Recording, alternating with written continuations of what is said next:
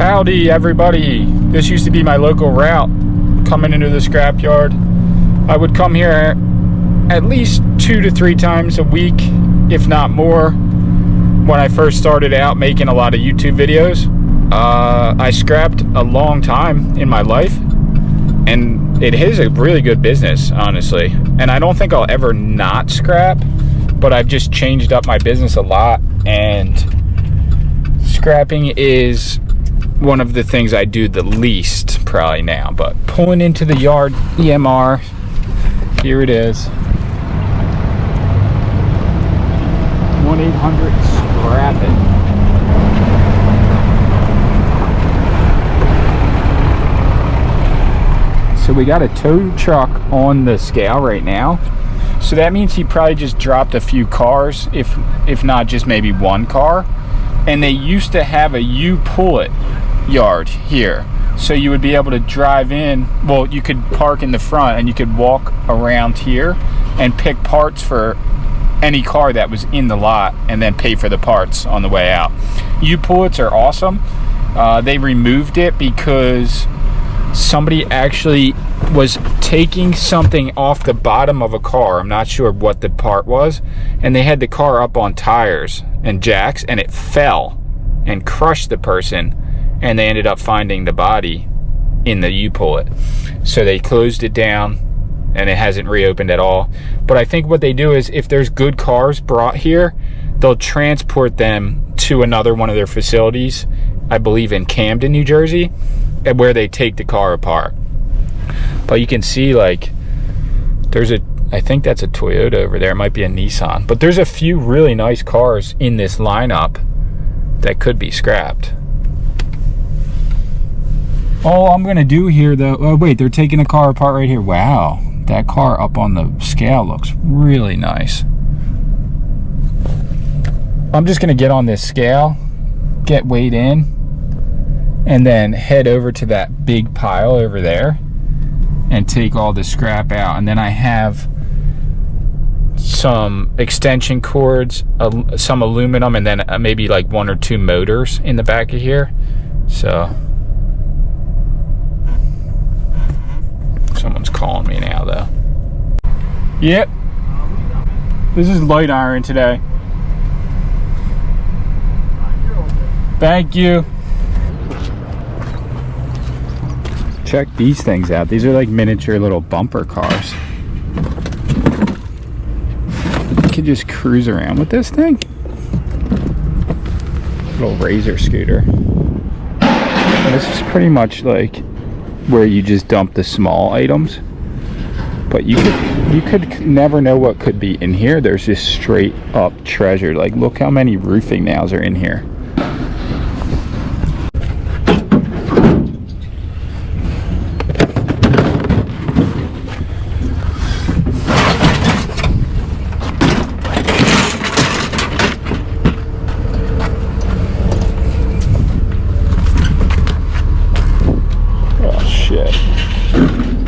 Sorry.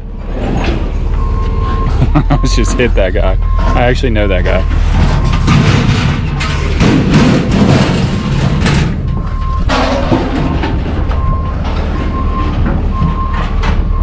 What's going on, man?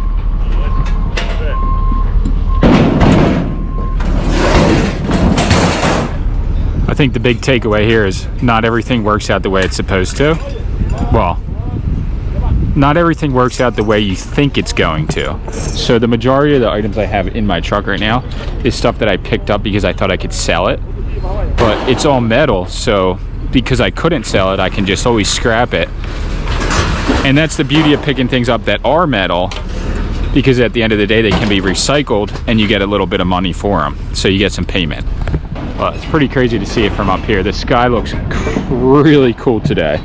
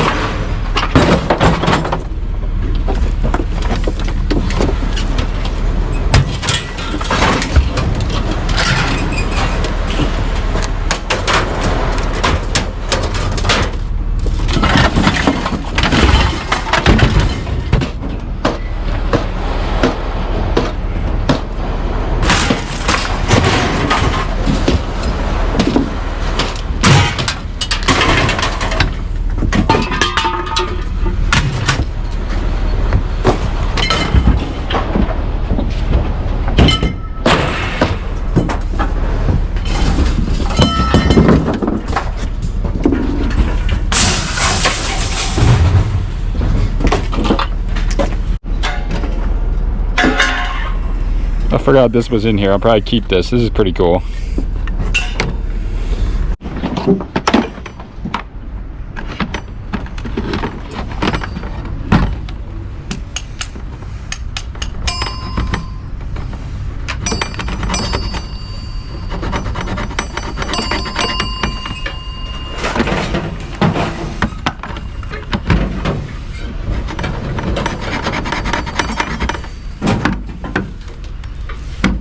Ain't cutting it.